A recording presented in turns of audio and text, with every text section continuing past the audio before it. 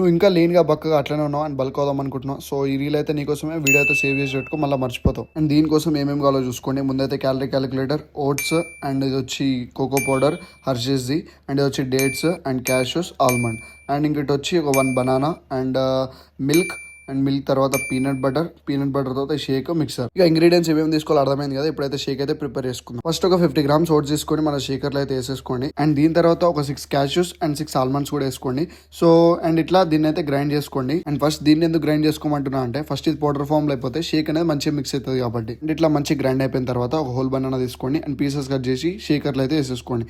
దీని తర్వాత peanut butter ఒక టేబుల్ స్పూన్ అయినా 1.5 అయినా సరిపోతుంది. అండ్ నెక్స్ట్ వచ్చి ఒక 3 డేట్స్ అయితే యాడ్ చేసుకోండి. ఇట్లా అయిపోగానే హర్షీస్ కోకో పౌడర్ అయితే యాడ్ చేసుకుంటాను నేను, ఎందుకంటే టేస్ట్ కోసం చాక్లెట్ ఫ్లేవర్ రానికి.